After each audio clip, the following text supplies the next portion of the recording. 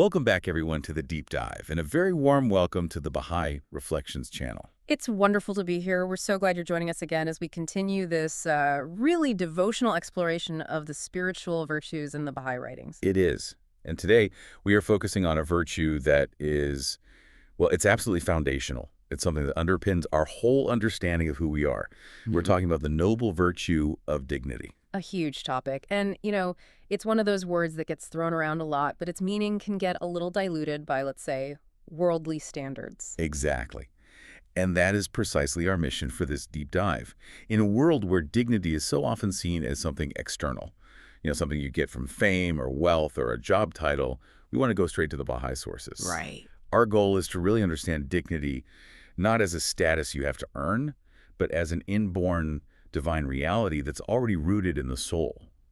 And then we'll get into the really demanding task of actually manifesting that reality in our lives. But before we jump in, we just want to say a quick but very heartfelt thank you. Oh, absolutely. To all of our existing subscribers, thank you for being here and for supporting the channel. And a special thank you to those who have become channel members. Your support, which can start at just 99 cents, is just invaluable. It helps this community grow, and it really does sustain these deep dives. It makes a world of difference. And, we were looking at the numbers, and if you're one of the many listeners, it's about 45% of you who haven't subscribed yet. We'd be so grateful if you'd consider hitting that button. It really does help. It does. Also, we really want your guidance. If you have any topics or specific books or other Baha'i materials you'd like us to explore, please leave a comment below. We read them all. We do. Now, are you ready to turn to the sources? Let's start with the very foundation of human worth. Let's do it. To really get this conversation started, we have to go right back to the beginning. To the moment of creation itself.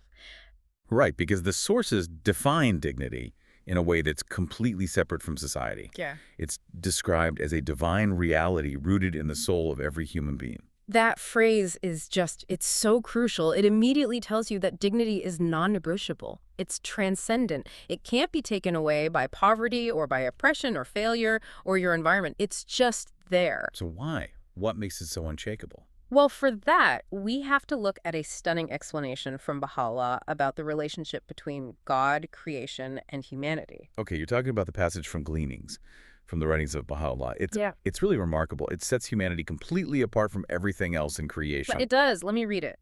It states that God has interacted with the created world in a very specific way. Upon the inmost reality of each and every created thing, he hath shed the light of one of his names. Upon the reality of man, however, he hath focused the radiance of all of his names and attributes. Wow. Every time I hear that, it completely reframes human purpose. It's like if you imagine all of creation is this vast orchestra, right? Okay, yeah. Everything else, a mountain, an ocean, an animal, Yeah. it's playing a single instrument. It reflects maybe one divine attribute, like order or beauty or sustenance. But the human reality, we're designed to be the conductor.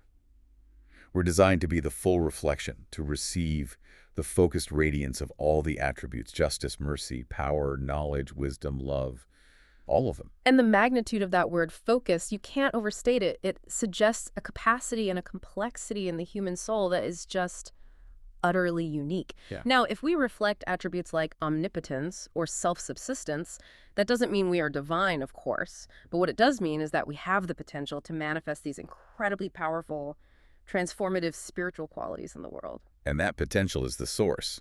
That's what the writings call the station of dignity and glory destined for all humankind. So if this is our destiny, to reflect all these divine attributes, then it seems like our pursuit of dignity has to be about actually doing that, which makes you wonder, why is it so contradictory to, say, engage in self-abasement or let other people treat us without dignity? Because self-abasement, which is really just acting contrary to these attributes of justice and wisdom and nobility, it's a fundamental denial of our own divine blueprint. A denial of our nature. Yes. It's choosing to reflect only the lowest, most temporary material characteristics when we are capable of reflecting the eternal. It's like being handed a masterpiece canvas and then choosing to only paint a tiny dark corner of it. Right. The sources are so clear that our innate rank is lofty. So to deny that rank through our own actions, that's the greatest tragedy of all. It's the tragedy of unfulfilled potential, which, that brings us perfectly to that famous metaphor that helps us grasp this potential before it's even revealed. The mine. The mine. Baha'u'lláh offers this powerful image in Gleanings. Regard man as a mine rich in gems of inestimable value. And that phrase, inestimable value, tells us everything. The worth can't even be calculated. It just exists completely, regardless of the external appearance. A mine, when you look at it from the surface, is often just rough, dusty, uninviting. It's just dirt. But the gems, the rubies, the gold, the diamonds, they're already in there. That latent goodness, that inner reality, that's what the writings say is the basis of human dignity. You know, I find that metaphor so deeply comforting. Yeah. Because it anchors dignity in our potential, not in our performance. That's a great way to put it. It means that even the person who's struggling the most, the one who seems the least polished or refined, they still possess this absolute inestimable worth. It forces you to look past all the external failings and see the hidden spiritual treasure inside. And this idea of inherent active potential is just compounded when we look at a related definition in the tablets, where Baha'u'lláh calls man the supreme talisman. A talisman. That implies agency, power. It's not just a passive mind waiting to be discovered. A talisman is something designed to actively create change. So what's the power of this supreme talisman? Well, the text explains that the talisman is capable of discovering the mysteries of existence and attaining the knowledge of God. So this connects our inherent dignity directly to our capacity for profound intellectual and spiritual growth. Our very structure, our consciousness, our ability to reason, our search for meaning, it's an active instrument designed for the highest possible forms of discovery. So let's put these three things together. The human soul is a full reflection of all divine attributes. It's an inestimable mine, and it's the supreme talisman. That establishes an incredibly high, non-negotiable definition of our potential. It does. But there's a massive gap between that potential and the reality we often see in the world. So what's the bridge? How do we cross that gap? The bridge is spiritual education and training. The inherent dignity is a gift, absolutely, but the manifestation of that dignity, that's a lifetime of work. We're told, lack of a proper education hath, however, deprived him of that which he doth inherently possess. That is such a sobering statement. The wealth is inside us, but without the right exgization tools, let's say. Yes, the education. It just stays buried, which means the poverty we see in the world is often not just material, but it's spiritual. It's caused by being deprived of the training we need to realize our own worth. Precisely. And we have to be clear that proper education here doesn't just mean getting an academic degree. It's the education of the soul. It's the spiritual and moral training that shapes our character. Right. The path to true dignity, as the writings say, involves being trained to yield the fruits of holiness, purity, and incorruptibility. It's that daily effort to align our outward behavior with the inner reality of the talisman. So dignity begins as a divine declaration, a gift. But it's realized through the constant active refinement of our character. And that shift in perspective from inherent gift to daily responsibility, that really sets the stage for the challenge we face every single day. Yes, and that tension you just mentioned between the inherent nobility of our creation and the often debased reality of human action, that's one of the most pressing themes in the writings. If we're truly created noble, why do we so often choose less? That question is addressed with such radical clarity in the hidden words. Baha'u'lláh confronts us directly. He issues this ultimate spiritual command that just challenges our entire state of being. Let's read it. It's Arabic, number 22. Noble I created thee, yet thou hast abased thyself. Rise then unto that for which thou wast created. It's just a stunning challenge, isn't it? It completely removes any possible external excuse for our failures. It says, I set the standard high for you, but you brought it down. Right. It's the spiritual equivalent, like you said before, of being clothed in a royal mantle but choosing to wear rags. And the question for you, the listener, has to be, what does it actually mean to abase oneself? The sources link this choice directly to rejecting the spiritual realm. To abase yourself is to follow the vain imaginations of the world, or to engage in clinging to the world of dust. Let's probe that idea for a second. Clinging to the world of dust. In a modern context, what does that really look like? I mean, it's obviously greed, but it's got to be more than that. It'll be much more. It's the obsession with superficiality, right?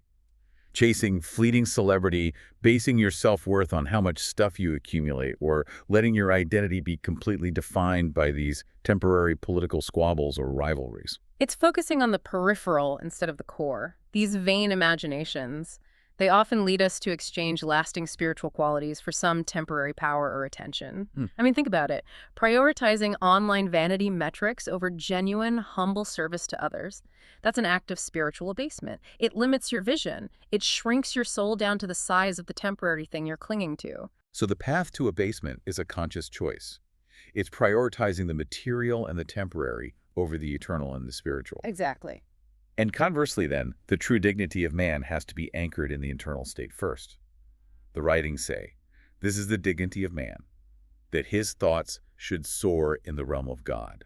And if the thoughts are soaring, if they're focused on the unity of mankind, on the advancement of civilization, on the search for truth, then that internal nobility has to translate into tangible results. The passage continues, and that his actions should manifest justice, mercy, and loving kindness. That action requirement is non-negotiable. It's the litmus test. It is. You can claim to have all these spiritual thoughts, but if your actions are cruel or unjust or selfish, you haven't attained dignity. The outward manifestation has to mirror the internal sovereignty of the soul. And this framework gives us a really clear lens to reject the false sources of honor that society is constantly pushing on us. We're explicitly warned, let no man glory in that which doth not belong to him. And that is a radical teaching. We are conditioned from birth to glory in inherited titles, or our family's history, or just accidents of birth like our nationality or inherited wealth. All externalities. Right. And the writings just dismiss them entirely as sources of true honor because they don't come from our own spiritual effort. They do not belong to him. And the contrast that's provided is the blueprint for real value. If you shouldn't glory in those externals, what should define your glory? The teaching shifts the focus completely.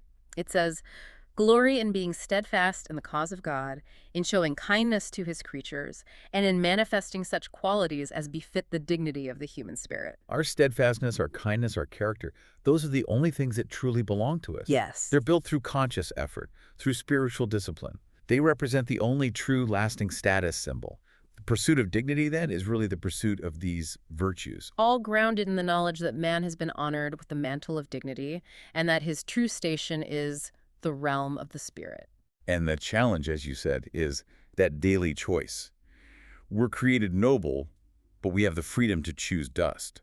So the spiritual life is this continuous act of rising to that nobility, making sure our spirit stays at the center of our existence, rather than letting the material world drag us down into abasement. Which leads us perfectly into the practical requirements of how you actually sustain this state. Right. So we've established the divine foundation of dignity and the spiritual challenge of abasement. Now we need to turn to the practical side of things. How does this inherent nobility actually look in our day-to-day lives, in our relationships, our work, our communities? This is where Abdu'l-Bahá provides such an indispensable ethical yardstick. He explicitly contrasts spiritual dignity with worldly standards. This quote from Selections is a direct inversion of, modern status symbols. Okay, let's lay that contrast out very clearly. It says, the dignity of man lieth not in riches but in virtue, not in power but in service, not in outer forms, but in the purity of his heart and the nobility of his conduct. That statement just forces you, the listener, to confront your own biases. It does. If we instinctively respect the person with great wealth or with political power, we are clinging to the outer forms. The writings require us to completely redefine our measure of worth. A truly dignified life is measured by the inner state, the purity of your heart, and the evidence of that purity, which is the nobility of your conduct. And if dignity is rooted in the soul, it has to follow that the height of dignity is achieved through selflessness. And that's a profound idea. If dignity was about the ego, we have to constantly be asserting ourselves. Right, puffing out our chests. Exactly. But because it's spiritual, the path is to forget the self.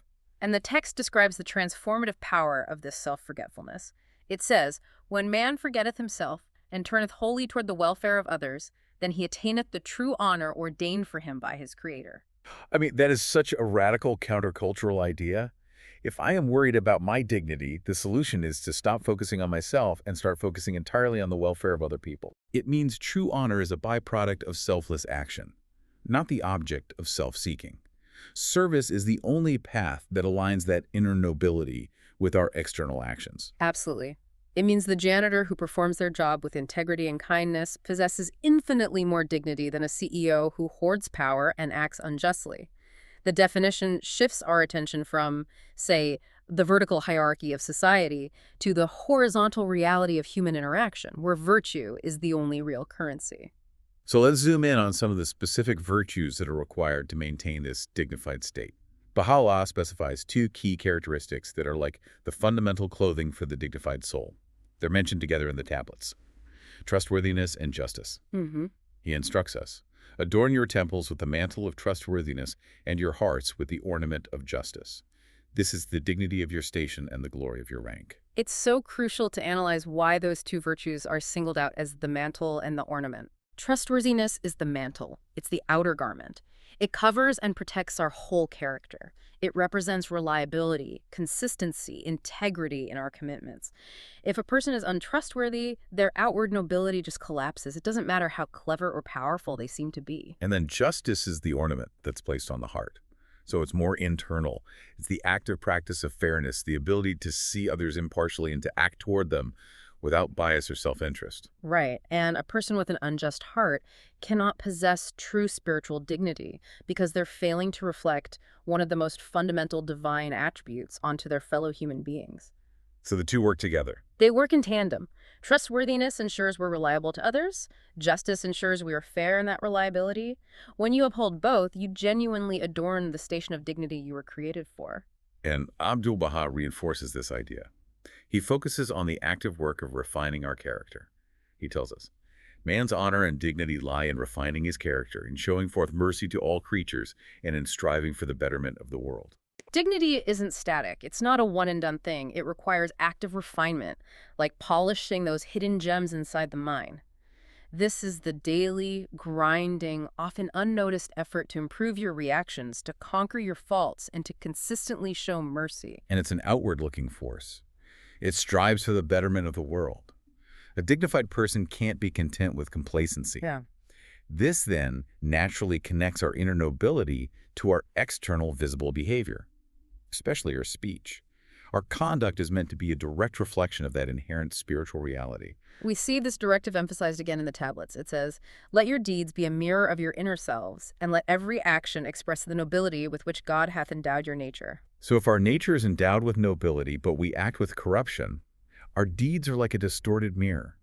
They're reflecting back a lie about our spiritual reality. That puts an extraordinary burden of integrity on us. Our external life has to be a truthful testimony to our inner potential. And that integrity extends deeply into how we communicate. There's another specific instruction from the tablets that focuses on the social impact of our words. Let your speech be the cause of unity and your conduct the example of dignity. In every land, be a light unto the world. That's a very practical definition of dignified speech. Very. It immediately rules out things like gossip, backbiting, slander, or any language you use to sow discord or division.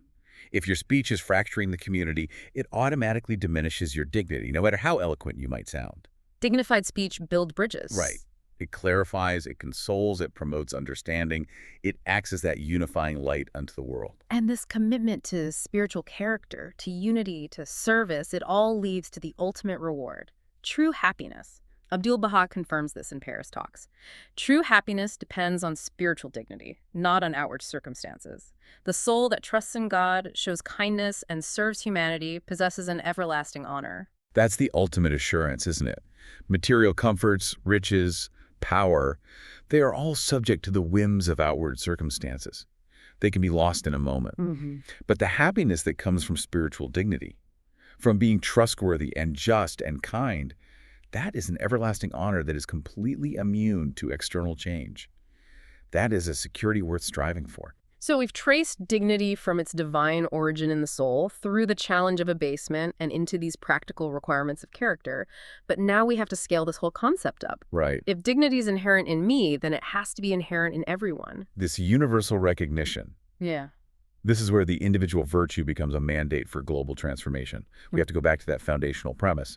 All people have been created in God's nature and given a portion of his light. And if you accept that for yourself, you have to apply it equally to every single person on the planet. No exceptions. Which leads directly to that core social teaching, the mandate for mutual universal respect.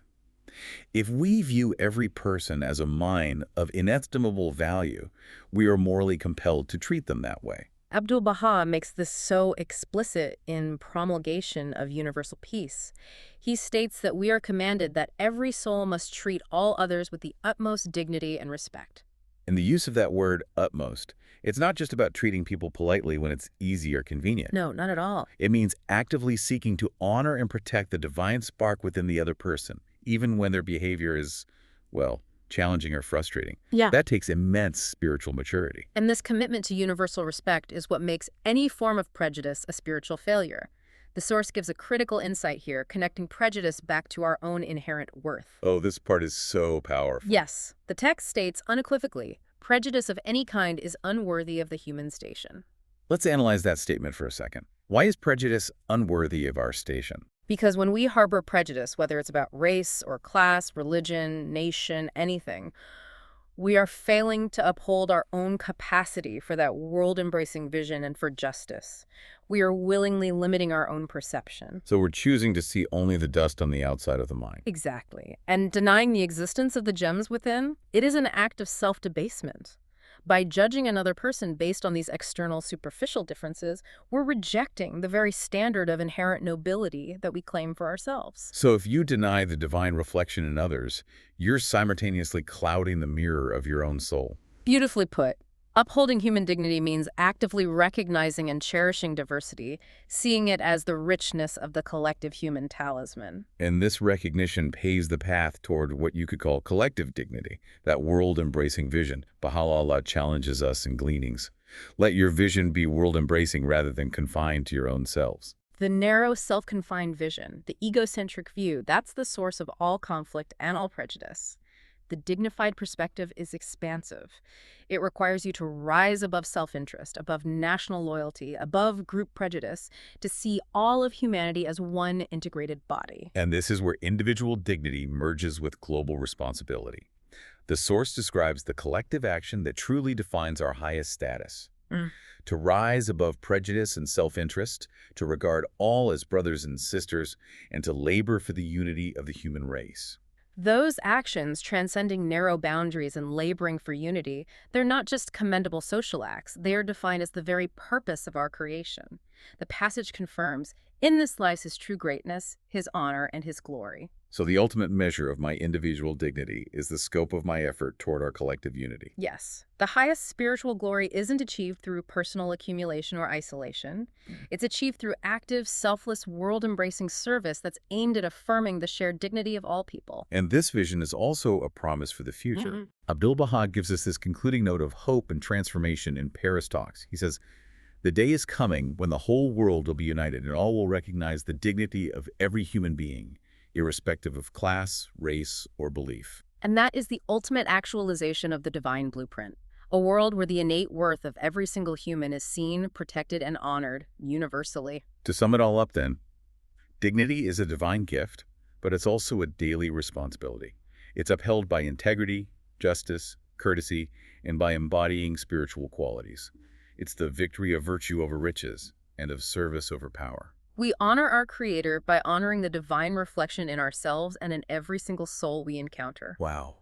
This deep dive into dignity has been fascinating. It really reveals it not as some optional virtue, but as the inherent state of our creation that requires constant spiritual refinement. We've really established that dignity is non-negotiable, that it's rooted in the soul, and that it manifests only through character, through trustworthiness, justice, and selfless service, not through any fleeting external circumstances. So to leave you with one final provocative thought that sort of builds on our whole discussion, we looked at that, quote, lack of a proper education hath deprived him man of that which he doth inherently possess, that inherent possession being dignity and glory. Right. If that's true, how urgently should we be seeking the education and the spiritual training that reveals those spiritual gems buried inside us? How does that quote maybe elevate the importance of character refinement above almost every other pursuit in our lives? It certainly frames spiritual education not as a hobby, but as an essential, urgent process that's required for the actualization of our own potential. Well, thank you so much for joining us for this deep dive into the virtue of dignity. We sincerely hope this reflection has been meaningful for you. Please join us next time as we continue our series on the spiritual virtues. We'll be doing a deep dive next week on the virtue of diligence. And if you enjoy the depth of this conversation, please help us grow this community. Take a moment to subscribe, like, comment, and share this deep dive with others. Your engagement is how we reach more people who are looking for these profound insights. And please remember, YouTube channel memberships are available if you'd like to support the channel as it continues to grow. For as little as 99 cents, your contribution really helps us sustain these efforts.